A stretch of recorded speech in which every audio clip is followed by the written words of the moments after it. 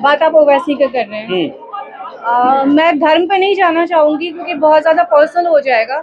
लेकिन जिस धर्म में महिलाओं को सिर्फ भोग की वस्तु समझते हैं, उनके कई मैंने वो पीस टीवी पे मैंने सुना है कि अगर औरतें परफ्यूम लगा के शाम में नहीं रहती हैं तो वैसे मर्द तो दूसरी जगह जाएंगे। तो वो उस कम्युनिटी से आते हैं जहाँ पे महिलाओं को भोग की वस्तु समझते हैं। सारे मुस्लिमों की बात मैं नहीं कर रही हूँ, खासतौर पे मैं ओवैसी जी की जिन्होंने विरोध किया है। तो वैसी कम्युनिटी से आप और किससे नहीं हो सकता है। बिल्कुल, हम भी समर्थन करते हैं। चिराग पासवान मेरे भाई हैं, राखी बांधी है मैंने। तो मुझे लगता है कि चिराग पासवान का जो डिसीजन विरोध करें वो नहीं चाहते हैं कि वो चाहते हैं कि रात के अंधेरे में ही जो औरतें हैं साथ बैठें या रहे। वो नहीं चाहते हैं कि सदन में या किसी सभा में औरतें साथ में बैठें। मैंने वही कहा, जो विरोध कर रहे हैं उनके बारे में कहा। इसको अदरवाइज मत लीजिए कि औरतें चाहिए तो, लेकिन रात के अंधेरे में, दिन के उजाले में अगर उनके पास बैठ के उनके सम्मान में, अगर उनके साथ में जो है विधेयक पे अपनी जो पक्ष मजबूत पक्ष रखे, वो उनसे बर्दाश्त नहीं होगा। अभी 82 है, आगे 181 हो जाएंगे। ये और एक सवाल आखिरी, कल सदन में जो हुआ आप लोगों को आरक्षण मिल गया, मतलब लोकसभा में पास हो गया है। 454 वोट मिले हैं, 2 लोग विरोध में वोट किए हैं और जो 2 लोग हैं वो ओवैसी के पार्टी के खुद ओवैसी हैं और उन्हीं के एक सांसद हैं, उन्हीं के पार्टी के सांसद है। मतलब ये लोग विरोध क्यों किए, यही 2 लोग क्यों विरोध किए। बात आप ओवैसी का कर रहे हैं। मैं धर्म पे नहीं जाना चाहूंगी क्योंकि बहुत ज्यादा पर्सनल हो जाएगा।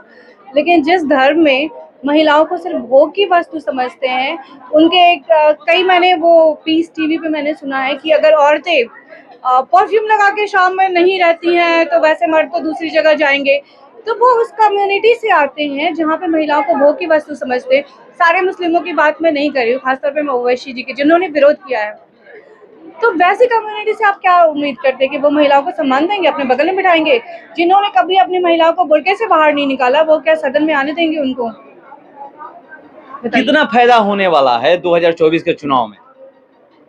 2024 के चुनाव में आपको अगर ये किसी को लग रहा है कि मोदी जी ने ये समझ के किया कि वोट आएंगे महिलाओं के, तो मुझे नहीं लगता, क्योंकि मोदी जी का ट्रैक रिकॉर्ड जो रहा है वो काफ़ी 100% स्ट्राइक रेट के साथ रहा है। चाहे वो राम मंदिर हो, चाहे वो ट्रिपल तलाक हो, चाहे वो धारा 370 हो।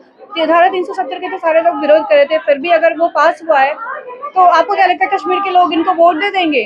कभी भी वोट बैंक की राजनीति तो मोदी जी ने नहीं की है सर। मुझे नहीं लगता कि ये वोट बैंक के लिए, ये महिलाओं को सम्मान देने का काम किया। चिराग पासवान तो बोले हैं कि अगर कोई कुछ कर सकता है वो मोदी ही है और किससे नहीं हो सकता है। बिल्कुल, हम भी समर्थन करते हैं। चिराग पासवान मेरे भाई हैं, राखी बांधी है मैंने। तो मुझे लगता है कि चिराग पासवान का जो डिसीजन होता है वो बहुत सही होता है। अगर वो एनडीए सरकार के साथ जुड़े हैं तो कहीं ना कहीं मोदी जी की जो नीतियां हैं वो पसंद आई हैं, तभी उनके साथ जुड़े हैं। अदरवाइज तो हमारे जो चिराग पासवान जी है, एनडीए छोड़ने में भी उनका टाइम नहीं लगा था। लास्ट टाइम उन्होंने नीतीश जी की वजह से एनडीए छोड़ा था। आज वो जुड़े हैं तो मोदी जी की नीतियों की वजह से जुड़े हैं। तो समर्थन भी रहेगा मोदी जी को हमेशा। आप कह रहे हैं कि इससे मोदी जी वोट बैंक की राजनीति नहीं करते हैं, ये नहीं सोचते हैं कि मैं ये काम करूंगा तो मुझे वोट मिलेगा। मगर विपक्ष तो ये कह रहा है कि चुनाव नजदीक है इसलिए किए हैं। 9.5 साल ये कहाँ थे। आप एक बात बताइए कि अगर वो मोदी जी का समर्थन कर देंगे तो वो विपक्ष का आगे रहेंगे? उनका तो काम है उंगली करना सर। काफी अगर इनका जो जब वो सत्ता में थे तब उन्होंने बिल पास नहीं किया। जब वो सत्ता में थे तब उन्होंने क्यों नहीं किया था पास? तब तो गवर्नमेंट गवर्नेंस भी उनकी थी। यहाँ तक कि विपक्ष में अटल बिहारी वाजपेयी जी बैठे हुए थे, उन्होंने भी ये किया, उन्होंने भी समर्थन किया। वैसे में आपको क्या लगता है जब उस टाइम नहीं कर पाए और आज कर दिया तो क्रेडिट लेने के लिए सारे पहुंच गए कि ये तो हमारे पति का सपना था। कोई कहेगा ये तो नीतीश कुमार जी कहते हैं ये तो हमारा हमारा देख के मोदी जी ने कहा है। तो ऐसे में क्या कहोगे? विपक्ष है, कुछ तो लोग कहेंगे, लोगों का काम है कहना, क्योंकि जब उनसे कुछ नहीं हुआ तो अब आ गए यहाँ पे और इनको बोले कि ये तो हमारा सपना था, हमारे पति का। तो बोल ही रहे हैं पति का सपना था वो आज पूरा हुआ, तो क्यों नहीं खुद पूरा कर लिया था सर? आपके पति का सपना मोदी जी पूरा करने के लिए बैठे हैं। अगर मोदी जी ने पूरा किया तो आप बोलो कि हमारे पति का सपना। इतने साल से आप सत्ता में क्या कर रहे थे? घास छिल रहे थे अपना?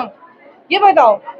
वाह, आपको तो अगर मोदी जी ने किया सपना तो उनको तो शुक्रिया अदा करना चाहिए कि भाई मोदी जी आप बहुत महान हैं, हमसे ये सपना पूरा नहीं हुआ, आपने इस सपने को पूरा कर दिया। आप ही ने एक बात अभी किससे बात कर रही थी तो आप बोले कि जो लोग विरोध कर रहे हैं वो नहीं चाहते हैं, कि वो चाहते हैं कि रात के अंधेरे में ही जो औरतें हैं साथ बैठें या रहे।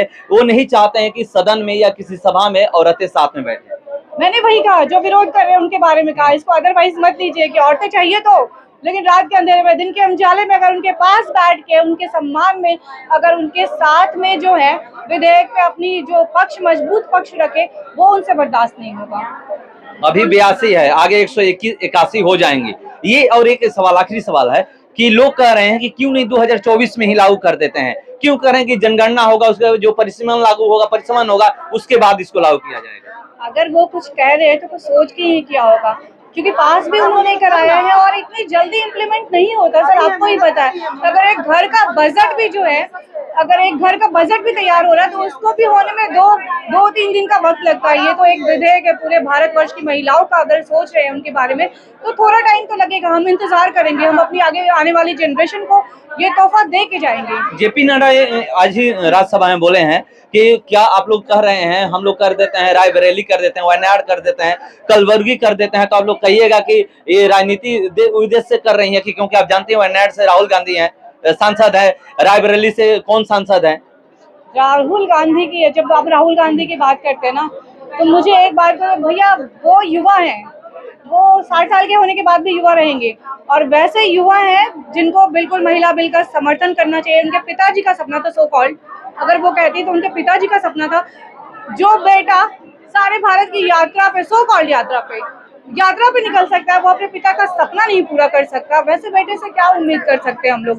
वैसे बेटे की बात ही छोड़िए। वो तो देखिए कह रही हैं कि वैसे बेटे की बात छोड़िए, मगर 33% आरक्षण मिलने से खुश हैं। महिला विधेयक जो बिल है वो लोकसभा में पास हो चुका है, राज्यसभा में आज बहस हो रही है, और यहाँ पर देखिए होली से पहले ही यहाँ पर अबीर गुलाल लगा करके आप देख सकते हैं कि जो भी महिलाएं हैं, ये चिराग पासवान की सिपाही हैं ये लोग, और ये देखिए किस तरह से यहाँ पर खुशी मना रही हैं। फिलहाल इस खबर में इतना ही, बने रहिए हमारे साथ, नमस्कार।